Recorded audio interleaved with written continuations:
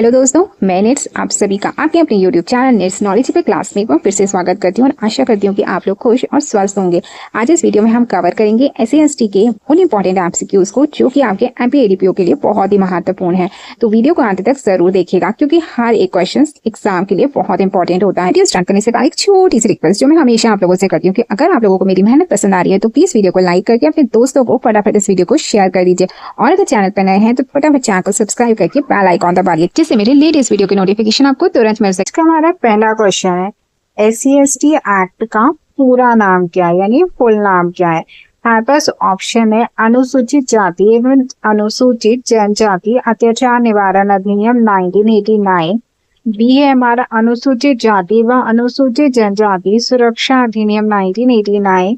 सी है हमारा अनुसूचित जाति एवं अनुसूचित जनजाति समानता अधिनियम 1989 या डी अनुसूचित जाति एवं अनुसूचित जनजाति कल्याण अधिनियम 1989। तो इसका जो पूरा नाम है अनुसूचित जाति एवं अनुसूचित जनजाति अत्याचार निवारण अधिनियम 1989, the schedule caste and the schedule tribes prevention of the atrocity act 1989 इसका पूरा नाम है। तो हमारा ऑप्शन नंबर ए हमारा यहाँ पर सही हो जाता है। अब अगर हम बात करें, हमें यहाँ पे ये भी पता होना चाहिए कि SC क्या होते हैं और ST क्या होते हैं। SC का जो फुल फॉर्म है वो है आपका अनुसूचित जाति यानी शेड्यूल कास्ट, वहीं अनुसूचित जनजाति यानी शेड्यूल ट्राइब्स की यहाँ बात करते हैं। शेड्यूल कास्ट जो होती है वो कौन होते हैं, तो उसमें वो लोग शामिल होते हैं जो ऐतिहासिक रूप से जाति आधारित सामाजिक भेदभाव और अस्पृश्यता का सामना करने वाले समुदाय के होते हैं, यानी जिन्होंने सामाजिक भेदभाव को झेला होता है, जिन्होंने अस्पृश्यता यानी छुआछूत जैसी फेस किया होता है, वो लोग आपके काय में आते हैं, SC में आते हैं। वहीं पे अगर हम ST की बात करें तो ST में हमारे वो लोग आते हैं जो पारंपरिक रूप से जनजातीय आदिवासी समुदाय है, जिनकी विशिष्ट सांस्कृतिक भाषा और जीवन शैली होती है, यानी जिनकी विशिष्ट जीवन शैली होती है, कोई भाषा होती है, कोई संस्कृति होती है, उनको हम काय में रखते हैं ST यानी शेड्यूल ट्राइब में रखते हैं। ये जो होते हैं SC संविधान के अनुच्छेद 341 में इनको दिया गया है, अधिसूचित किया गया है। वहीं पे अगर हम बात करें ST की तो इनको अनुच्छेद 342 के तहत अधिसूचित किया गया है। यहाँ पे उदाहरण दिए गए हैं कि SC में जो आते हैं वो आपके यहाँ आते हैं चमार, जाटा, वाल्मीकि, मेहतर, कोरी, ठीक है। वहीं पे अगर बात करें ST में तो गौड़, भील, बैगा, कोटू, संताल जैसे आपके काय में आते हैं ST में आते हैं। तो आज हम देखते हैं कि अनुसूचित जाति एवं अनुसूचित जनजाति अत्याचार निवारण अधिनियम 1989 का अधिनियम क्रमांक क्या है। तो act number 31 of 1989, act number of 32 1989, सी एक्ट नंबर ऑफ 33 1989 या एक्ट नंबर ऑफ 34 ऑफ 1989। तो देखिए हमें ये पता है कि हमारा ये जो एक्ट है वो 1989 का एक्ट है, ठीक है। इसमें लास्ट में हमारा क्या आ रहा है, 9 आ रहा है, और 9 का अगर हम फैक्टर करें तो कितना होता है 3 × 3 9। तो हम इसको ऐसे याद रख सकते हैं कि 3 और 3 मिलके कितने हो गए 33। तो हमारा जो इस एक्ट का एक्ट नंबर है वो होता है act number 33 of 1989। I hope अब आप इस एक्ट नंबर को बिल्कुल नहीं भूलेंगे। ऑप्शन नंबर सी आपका यहाँ पर सही हो जाता है। क्वेश्चन है हमारा अनुसूचित जाति व अनुसूचित जनजाति अत्याचार निवारण अधिनियम 1989 में कुल कितनी धाराएं यानी सेक्शन है। A 23, B 24, C 25, D 26। तो इसमें जो कुल धाराएं यानी सेक्शन की बात की गई है वो है आपके A 23।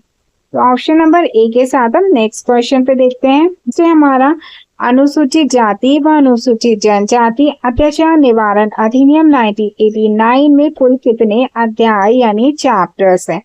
A 4, B 5, C 6 या D 7। तो इसमें जितने अध्याय यानी चैप्टर हैं SC/ST एक्ट में वो है आपके कुल 5। ऑप्शन नंबर बी आपका यहाँ पर सही हो जाता है। चैप्टर कौन कौन से हैं? तो इसमें अध्याय 1 जो बात करता है वो प्रारंभिक के बारे में बात करता है। अध्याय 2 जो बात करता है वो SC/ST एक्ट के जो सदस्य हैं उनके विरुद्ध जो अत्याचार होते हैं उसके बारे में बात करता है। वहीं अध्याय 3 बात करता है आपका विशेष न्यायालय एवं अनन्य विशेष न्यायालयों के बारे में। वहीं अध्याय 4 बात करते हैं आपका विविध के बारे में। अध्याय 4A बात करता है आपका पीड़ित एवं संक्षिप्तियों के अधिकार के बारे में। वहीं अध्याय 5 यहाँ पे कर गया है वो बात करता है आपके विविध के बारे में। ऐसे टोटल 5 एक्ट में चैप्टर्स हैं। नेक्स्ट क्वेश्चन है अनुसूचित जाति व अनुसूचित जनजाति अत्याचार निवारण अधिनियम 1989 का मुख्य उद्देश्य क्या है, यानी इसको लाने के पीछे उद्देश्य क्या था? तो क्या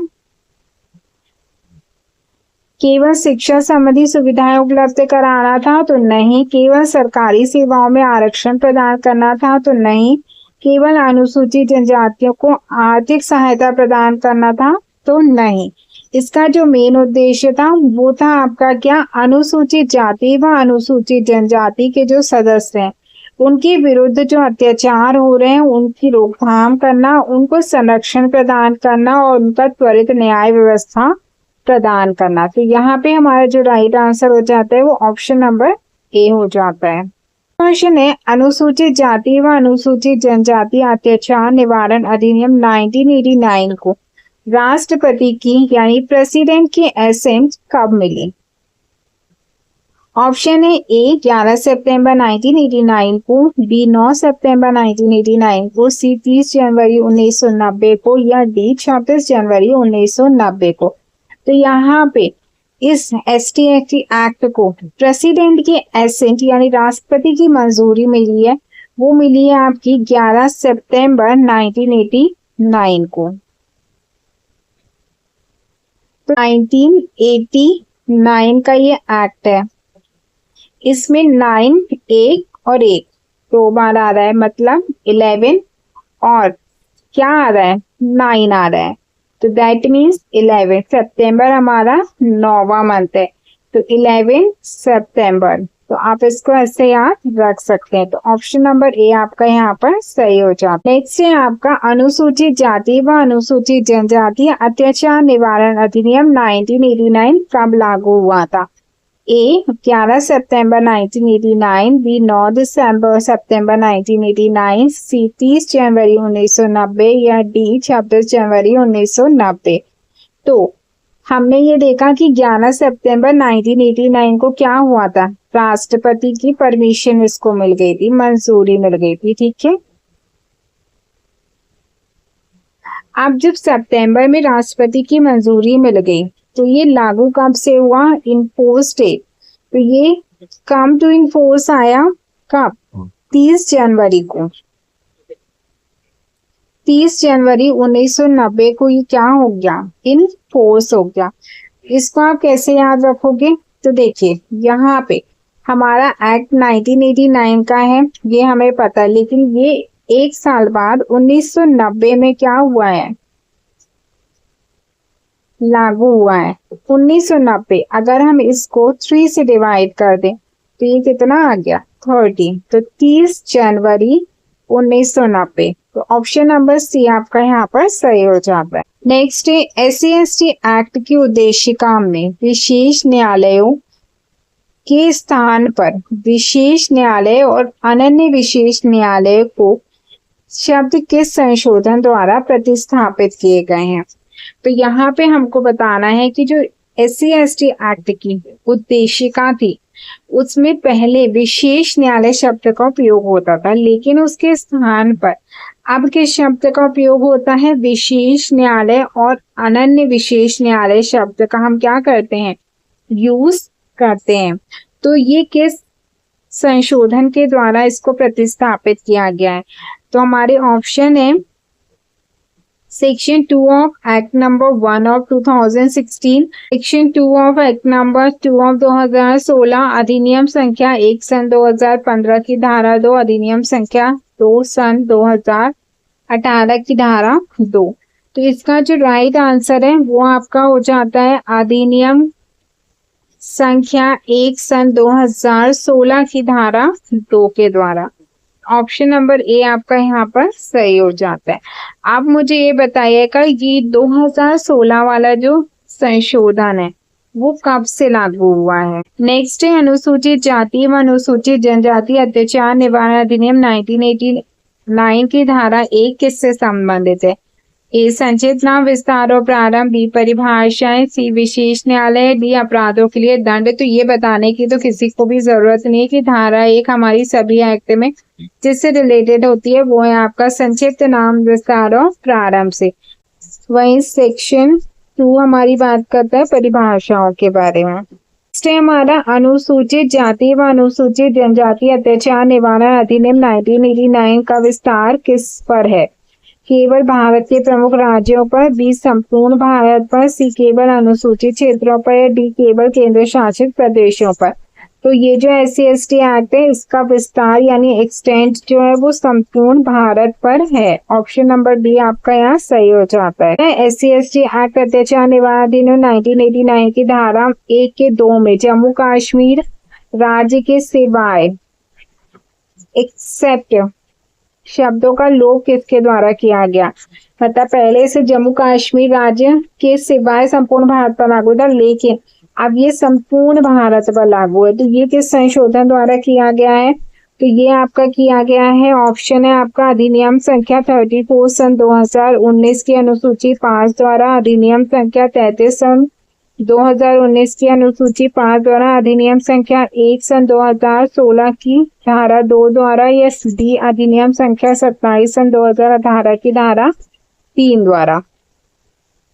तो ये जो किया गया है ये आपका किया गया अधिनियम संख्या 34 सन 2019 की अनुसूची 5 के द्वारा इसको जम्मू कश्मीर शब्द को क्या कर दिया है, लोप कर दिया गया। अब ये संपूर्ण भारत पर ये लागू हो गया। तो ऑप्शन नंबर ए आपका सही हो जाता है। नेक्स्ट है अधिनियम के अनुसार अत्याचारों से संबंधित अपराधों के विचारण के लिए क्या स्थापित किए गए हैं। ए विशेष न्यायालय एवं जघन्य विशेष न्यायालय, बी परिवार न्यायालय, सी लोक अदालतें, या डी ग्राम न्यायालय।